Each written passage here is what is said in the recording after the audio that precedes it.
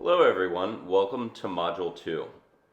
During Module 1 we explored Eastern and Western cultures' peacemaking practices and world peace movements. This module will delve into a slightly more challenging topic, violence. Let's begin Lesson 1 by thinking about 3 questions. Are you ready? Great. Yes, we're ready. Great, wonderful. You should be receiving a form where you can write down your answers, or if you prefer, mics are also open to share answers verbally. Give it a minute while we get the form set up for everyone.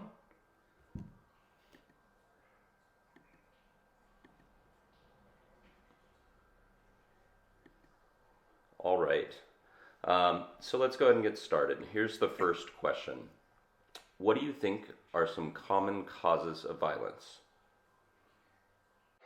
Hi, my name is JP, and I think there are many root causes, but one of the main ones that I think we should explore in order to forge a culture of peace is exposure to violence during childhood, because that seems to be one of the most recurrent causes of violence when people reach their maturity stage in life. So I think this is one of the first points that we should be addressed. Excellent answer, JP. Can you tell me a little bit more about that and how violence in childhood can affect violence later in life? Well, I work in a federal prison teaching philosophy, and I see that the same pattern repeats with all the inmates. They had a very dysfunctional family with a very violent childhood, and that's how violence became normalized, and violence became a way of life. So I think it's very important to start from there, because that's where the source of a lot of violence in the world comes from. Excellent. I love that you contextualize that answer based on some of your real life experience. Thank you, JP. Let's go ahead and move on to the second question, which is, I'd love to hear points of view on how you think exposure to violence affects individuals and communities, and examples. And I'll give it a minute. I know we have both people responding live, and we also have people responding through the form. And everybody, as the form responses come in, feel free to go ahead and take a look, and would love an example of some of the types of violence you've seen.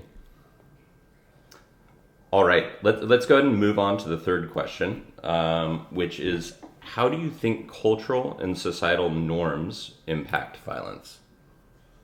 Well, I'd like to take a shot at this question, because I was thinking, like, some societal norms, like choosing a partner, for example. Like, no one tells us, no one teaches us how to choose a partner, and in the West, the divorce rate is 50%, and that's a lot of cause of violence within the family, or the former family, and with the kids.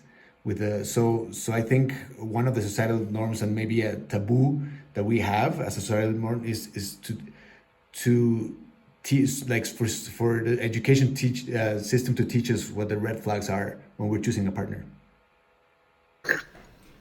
Interesting. All right, let's go ahead and begin lesson 2 by exploring the chain of violence.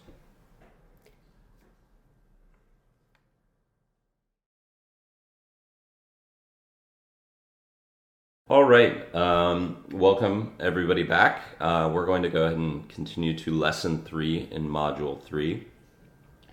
During module 3, we started discussing how different factors, such as institutions and investments, can contribute to peacemaking at the community level.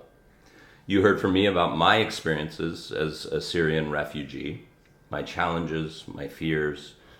Now it's your turn to feel what it's like to be a Syrian refugee with all of your senses.